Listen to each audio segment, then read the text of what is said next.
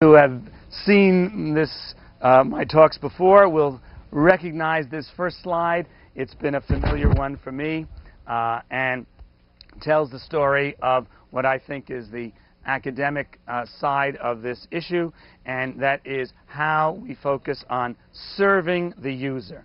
That's really the goal, and the idea is to get beyond user-friendly, a term that still grates on my nerves.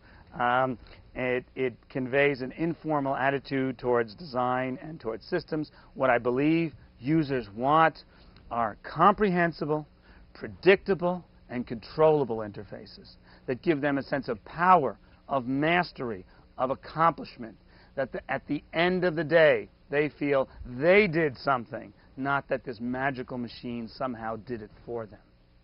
So the centrality of the user is the key to the design. For me, the approach that I stress is this scientific approach, analytical, reductionist, where we look carefully at who are the users and what are the tasks. We identify in detail the segments of the user community, as Charlie Kreitzberg will describe later, and the details of what tasks they must perform most frequently, least frequently.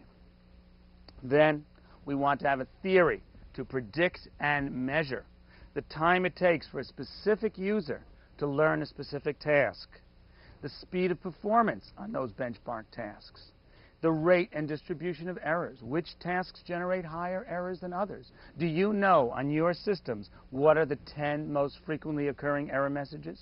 If you're not collecting the data, you're not doing the user interface evaluation work that's necessary to push forward on the redesign. Human retention over time.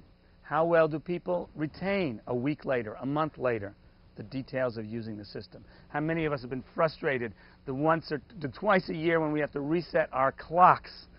Almost every interface I have for the clocks on my car, on VCR, my other watches is different. And some of them I managed to figure out. Others I can't figure out. Others I wind up going to the user manual if I can still find it.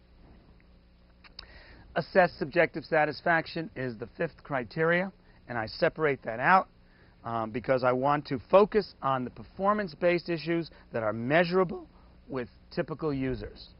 Then the subjective satisfaction, there are many ways to do it. We've developed a standardized questionnaire for user interface satisfaction with 71 items. Been validated and been used in dozens of studies. The university licenses it to almost 100 organizations worldwide. There's information in the pack about further details about QUIS. There are other questionnaires emerging, and we've also been refining QUIS to take account of new technologies. We recognize the importance of accommodating individual differences. The designers who say, well, this is a tool for everyone. We can't identify the user. That is not the place to begin. By focusing on the skills of the user, their command of English, their capacity to see, their knowledge of reading, or reading levels, and of terminology, those are all the criteria we need to understand in order to design an effective interface. And finally, the broader issues of social, organizational, and cultural context. There's more information for you at our website. Almost 100 scientific papers are available for downloading at that site, and it's a product of the 13 years' work of this interdisciplinary human-computer interaction lab at the University of Maryland. On the commercial or practical